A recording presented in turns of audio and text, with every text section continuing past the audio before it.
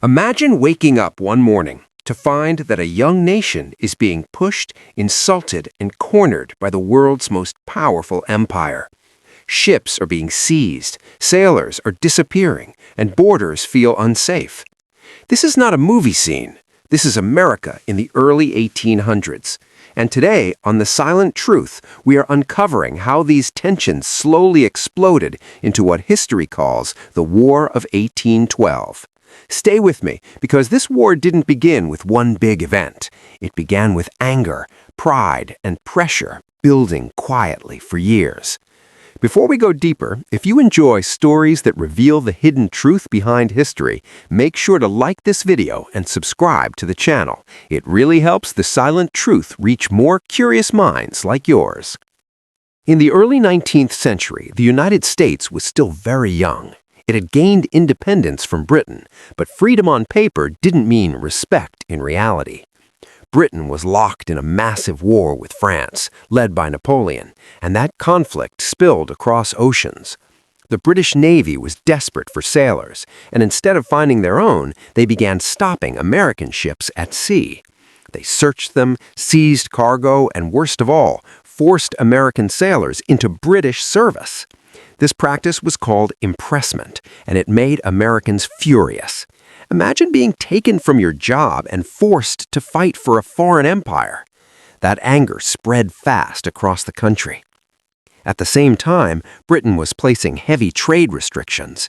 They blocked American ships from trading freely with Europe, hurting farmers, merchants, and entire coastal towns. American leaders felt humiliated. They believed Britain still treated the United States like a former colony instead of a sovereign nation. Each seized ship felt like an insult. Each lost sailor felt like a wound to national pride. But the problems didn't stop at sea. On land, American settlers were pushing westward, and they faced resistance from Native American tribes who were defending their homelands. Many Americans believed Britain was secretly supporting these tribes with weapons and encouragement from Canada. Whether fully true or not, this belief created fear and anger.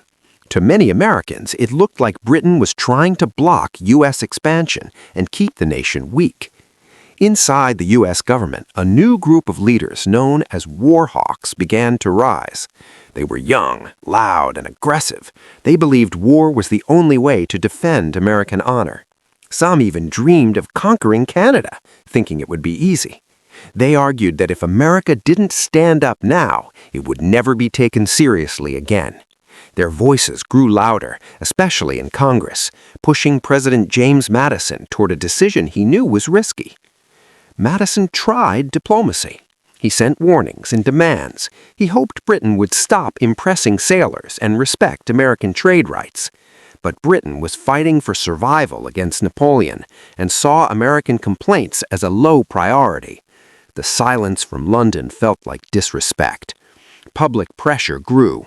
Newspapers fueled anger. Citizens demanded action. By 1812, the tension had reached a breaking point. On June 18th, the United States officially declared war on Great Britain. It was the first time America declared war on another nation. The country was divided. Some believed the war was necessary. Others thought it was a disaster waiting to happen. The U.S. military was small, poorly prepared, and underfunded. Britain, meanwhile, was a global superpower. The war itself was chaotic. The U.S. invasion of Canada failed badly. British forces burned Washington, D.C., including the White House. Yet America also had moments of pride, especially at sea, where smaller U.S. ships surprised the world by defeating British vessels. Toward the end, the Battle of New Orleans gave Americans a huge morale boost, even though it happened after the peace treaty was signed. In 1814, the Treaty of Ghent officially ended the war. No land changed hands, none of the original issues were clearly resolved, on paper. But something important had changed. America survived. It stood up to the strongest empire on earth and didn't collapse. That survival alone transformed how Americans saw themselves and how the world saw the United States. The War of 1812 wasn't about winning territory.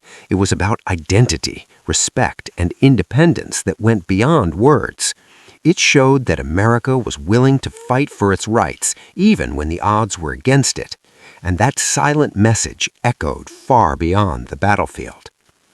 If you found this breakdown valuable, let us know your thoughts in the comments. Do you think the war was necessary, or could it have been avoided? Share this video with someone who loves history. And don't forget to stay connected with The Silent Truth, where we uncover the stories history never tells loudly.